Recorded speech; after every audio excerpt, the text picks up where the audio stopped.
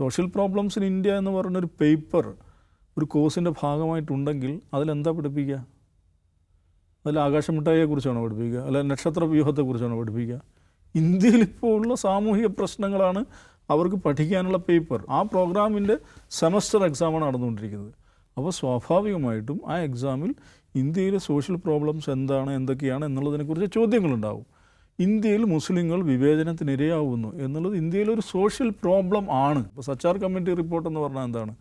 ഭരണകൂടം തന്നെ പുറത്തുവിട്ടുള്ള അതിഗംഭീരമായുള്ള രേഖയാണ്. മുസ്ലിങ്ങൾ എന്ന് പറയുന്ന കാറ്റഗറി ന്യൂനപക്ഷങ്ങളല്ല, അല്ലെങ്കിൽ ദളിത് പിന്നോക്ക വിഭാഗങ്ങൾ, അങ്ങനെയൊന്നുമല്ല. മുസ്ലിം എന്ന് പറയുന്ന ആ പെർട്ടിക്കുലർ കാറ്റഗറി ഇന്ത്യയിൽ എങ്ങനെയാണ് ട്രീറ്റ് ചെയ്യപ്പെട്ടത്, എങ്ങനെയാണ് ട്രീറ്റ് ചെയ്യപ്പെട്ടുകൊണ്ടിരിക്കുന്നത് എന്നതിനെക്കുറിച്ച് ഒരുപക്ഷെ ഇന്ത്യയിൽ സ്വാതന്ത്ര്യത്തിന് ശേഷം രചിക്കപ്പെട്ട ഏറ്റവും ഗംഭീരമായിട്ടുള്ള രേഖയാണ് സച്ചാർ കമ്മിറ്റി റിപ്പോർട്ട് പറഞ്ഞത്. അതൊരു ഗവൺമെൻറ് ഡോക്യുമെൻ്റാണ്, ഒരു ഔദ്യോഗിക രേഖയാണ്.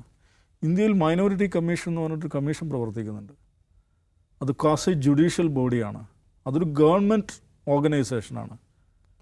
എന്തിനാണ് അങ്ങനെ ഒരു ഓർഗനൈസേഷൻ ഉണ്ടായത്?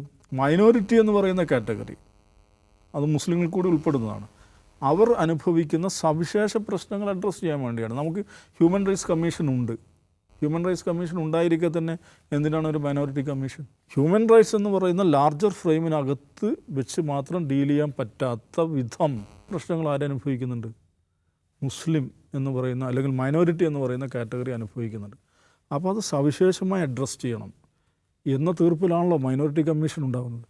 അപ്പോൾ എന്ന് പറഞ്ഞാൽ മൈനോറിറ്റീസ്, മുസ്ലിങ്ങൾ ഇന്ത്യയിൽ പ്രശ്നങ്ങൾ അനുഭവിക്കുന്നു എന്നുള്ളത് അതൊരു റട്ടറിക്കല്ല, ഒരു രാഷ്ട്രീയ പ്രസംഗത്തിലൊരു വാചകമല്ല.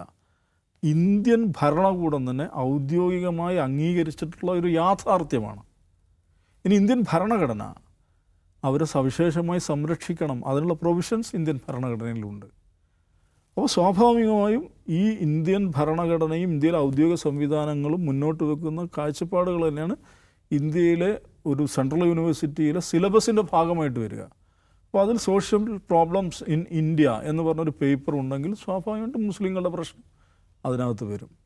അപ്പോൾ സ്വാഭാവികം അതിൽ പരീക്ഷ നടക്കുമ്പോൾ അതേക്കുറിച്ച് ചോദ്യം വരും. എന്താണ് ഇന്ത്യയിലെ മുസ്ലിങ്ങൾ ഇന്ന് അനുഭവിക്കുന്ന പ്രശ്നങ്ങൾ എന്ന് ഉദാഹരണ സഹിതം വ്യക്തമാക്കുക എന്നുള്ളതാണ്. ഒരു സബ്ജക്റ്റീവ് ടൈപ്പ് ക്വസ്റ്റ്യനാണ്. എനിക്കൊന്ന് 30 മാർക്സ് മാറ്റാമെന്ന് തോന്നുന്നു അതിൻ്റെ ഇത്.